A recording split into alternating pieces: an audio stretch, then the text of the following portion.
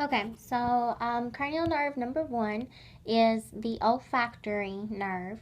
And cranial nerve number one, we can elicit the patient's sense of smell. We can test the sense of smell with something such as peppermint or an alcohol swab. We have the patient to close their eyes and they occlude one side of their nostril, and you test the opposite side and vice versa. Um, Cranial nerve 2 is the optic nerve, and we assess vision with the optic nerve. We use the Snellen chart for vision. Cranial nerve 3 is the oculomotor nerve. Cranial nerve 4, trochlear nerve, and cranial nerve 6 is the abducens nerve. So cranial nerves 3, 4, and 6, these all can be elicited with the 6 cardinal fields of gaze. We are assessing those extraocular eye muscles. We also can assess direct light response, consensual light response, and accommodation.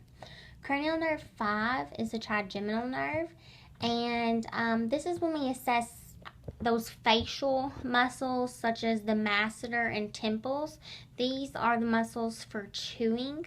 We want to have the patient bite down, and we assess at the masseter, and then we have the patient bite down and assess at the temples. Again, cranial nerve 5 is the trigeminal nerve. Cranial nerve 7 is the facial nerve. Cranial nerve 7 is when we can have the patient raise up their eyebrows, we can have them frown, we can have them smile, we can have them puff out their cheeks. We're looking for symmetry here. Cranial nerve 8 is the acoustic nerve, and we can assess hearing with Weber and the Rene test or the whisper test. Cranial nerve 8 is also called the auditory, the acoustic, and the vestibulocochlear nerve.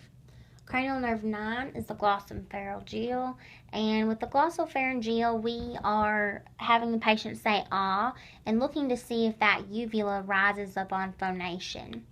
Cranial nerve 10 is the vagus nerve, and that's when we assess the gag reflex with a tongue depressor. And we have cranial nerve 11, that's the accessory muscle, and we want to ask the patient to turn their head against our hand, and we want to shrug their shoulders against resistance, against our hands. Cranial nerve 12 is the hypoglossal, and that is when we have the patient stick out their tongue to see if it's symmetrical. And we can also have them repeat the phrase light, tight, dynamite in order to see if they can say the phrase with symmetry and clearly.